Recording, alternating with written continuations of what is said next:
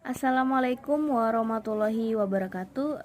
Let me introduce myself. My name is Sani Palodasari. Oke, pada kesempatan kali ini saya ingin memberi rangkuman materi bahasa Inggris kurikulum 2013 revisi untuk kelas 12 SMA. Di kelas 12 ini kalian akan mempelajari berbagai expression, reading text, dan grammar. Materi pembelajaran bahasa Inggris untuk kelas 12 ini berfokus pada persiapan kuliah dan kerja karena banyak membahas suatu bidang yang berguna untuk kalian melanjutkan ke jenjang berikutnya. Jadi ya jangan sampai ketinggalan. Yang pertama yaitu reading text. Yang pertama job application letter, and yang kedua introduction text, yang ketiga news item text. Nah, jika ditelaah dari arti katanya, news berarti berita. Nah, maka news item text adalah sebuah teks dalam bahasa Inggris yang menginformasikan mengenai kejadian pada hari ini. Kejadian yang dimaksud di sini merupakan kejadian yang perlu diberitahukan atau penting. Yang keempat itu caption text and visual information. Caption text and visual information. Yang kelima, procedure text.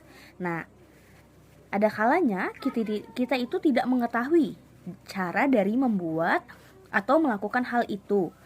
Maka kita akan membutuhkan suatu proses yang runtun atau yang biasa kita sebut dengan prosedur. Di dalam bahasa Inggris, prosedur text adalah genre dari sebuah tulisan.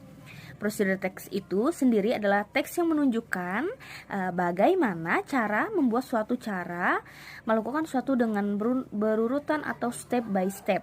Nah, adapun tujuan dari prosedur teks yaitu memberikan petunjuk tentang cara melakukan suatu melalui tindakan-tindakan atau langkah-langkah yang rumit. Yang kedua, expression. Baik. Yang pertama, offering help. Asking and offering for help adalah salah satu expression dalam bahasa Inggris yang menyatakan bahwa kita meminta dan memberikan bantuan kepada seseorang. Biasa kalimat asking or offering for help dimulai dengan kata modal auxiliaries yang berupa can, could, will, would, shall, may, might, and must. Contoh dari kalimat asking for help yaitu can you help me?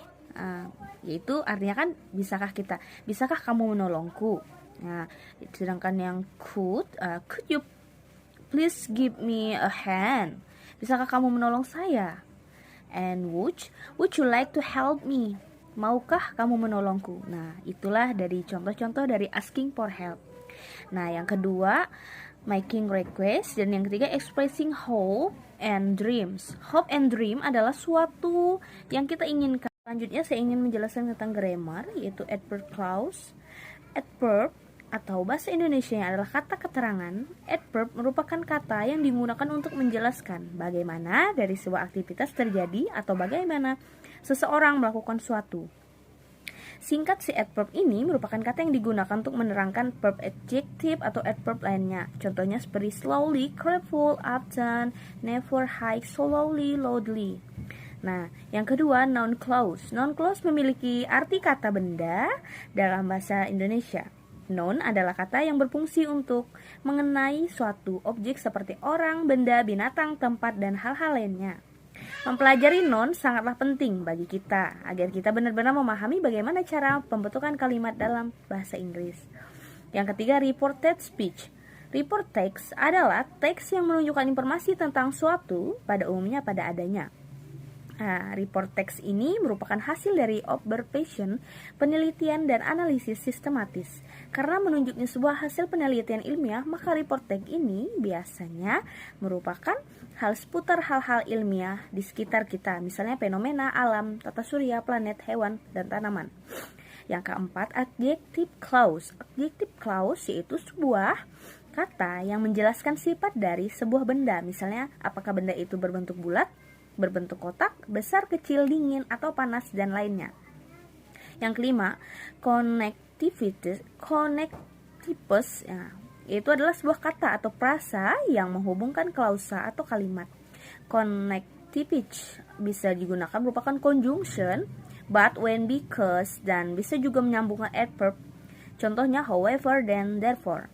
Kata connectives ini membantu arti dari sebuah kalimat menjadi masuk akal dan tidak rancu. Contoh dari connective itu adalah also, furthermore, moreover. Kebalikannya however, nevertheless, on the other hand. Nah,